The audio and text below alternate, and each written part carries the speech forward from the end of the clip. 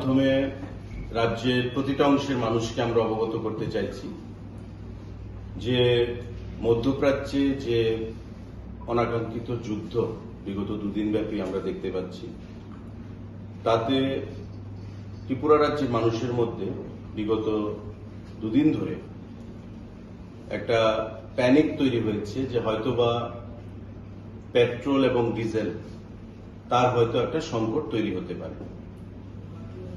দুদিন ব্যাপী আমরা দপ্তরের তরফ থেকে এই জিনিসটা উপলব্ধি করতে পারি এবং আজকে আমাদের দপ্তরের সেক্রেটারি এবং ডাইরেক্টরকে নিয়ে একটা তড়িঘড়ি রাজ্যের সমস্ত পেট্রোল পাম্প যারা ডিলাররা রয়েছেন তাদের অ্যাসোসিয়েশনকে নিয়ে, আমাদের গোলবাজারের যে মার্চেন্ট অ্যাসোসিয়েশন তাদের প্রতিনিধিদেরকে নিয়ে এবং অন্যান্য আধিকারিকদেরকে সঙ্গে নিয়ে আমরা একটা মিটিং সংগঠিত করি এবং আপনাদের মাধ্যমে রাজ্যের প্রতিটা অংশের মানুষকে আমরা অবগত করতে চাইছি, আশ্বস্ত করতে চাইছি যে রাজ্যে পেট্রোল এবং ডিজেল এবং এলপিজি আপাতত কোনো ধরনের ক্রাইসিস নেই। এটা পেট্রোল পাম্প ডিলারদের সঙ্গে কথা বলে, ইন্ডিয়ান অয়েলের যে প্রতিনিধি তাদের সাথে কথা বলে এই মিটিংয়ে আমরা এই সিদ্ধান্ত উপনীত হয়েছি এবং দীর্ঘক্ষণ আমাদের মিটিং চলেছে।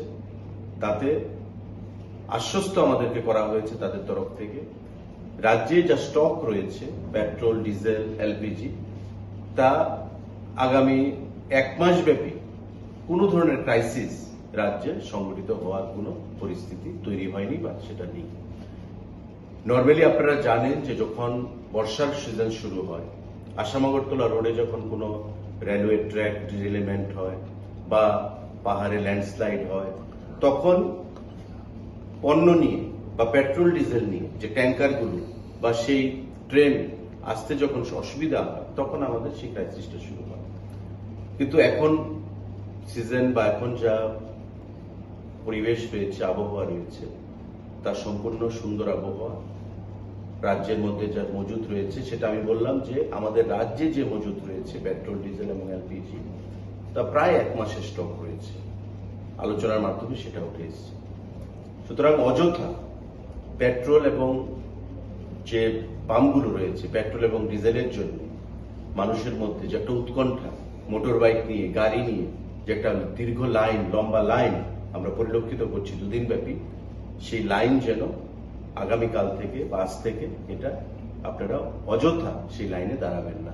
কারণ এতে করে মানুষের মধ্যে উৎকণ্ঠা তৈরি হয়, মানুষের মধ্যে একটা অ্যাংজাইটি তৈরি হয়, মানুষের মধ্যে একটা প্যানিক তৈরি হয়।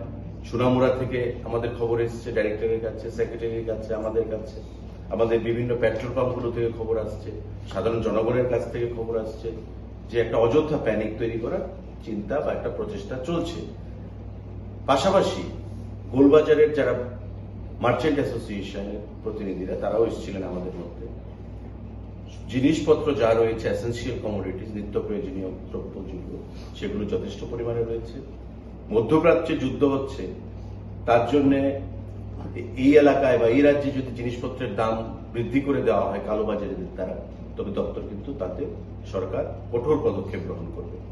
আমরা বলেছি খাদ্য দপ্তরের আধিকারিকদেরকে খুব শীঘ্রই এনফোর্সমেন্ট প্রক্রিয়া চালু করা হবে। যদি কোথাও কোনো ধরনের অনিয়ম খবর আসে আমাদের কাছে, কালোবাজারি কোনো অবস্থাতেই বরদাস্ত করা চলবে না এবং কোনো অবস্থাতেই এই যুদ্ধের অজুহাত দেখিয়ে পেট্রোল ডিজেলের শর্টেজ বা এসেন্সিয়াল কমোডিটিস, নিত্য প্রয়োজনীয় দ্রব্যমূল্যের শর্টেজ করে কালোবাজারি করা হবে, সেটা কোনোভাবেই সরকার বা দপ্তর বরদাস্ত করবে না।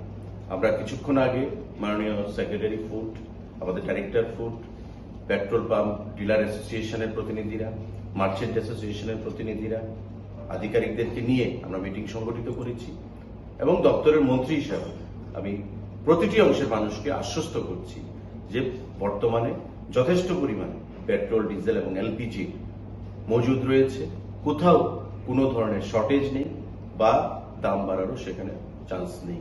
আপনারা সুন্দরভাবে, যাতে বিগত দিনগুলোতে যেভাবে আপনারা পেট্রোল পাম্পগুলোতে গিয়ে লাইনে দাঁড়িয়ে আপনারা তেল গ্রহণ করেছেন, সেভাবেই যাবেন প্রতিদিন। অযথা লাইনের বাইরে দাঁড়িয়ে প্যানিক যাতে তৈরি না করে আমি মানুষের কাছে সেটা আহ্বান জানাবো। ধন্যবাদ।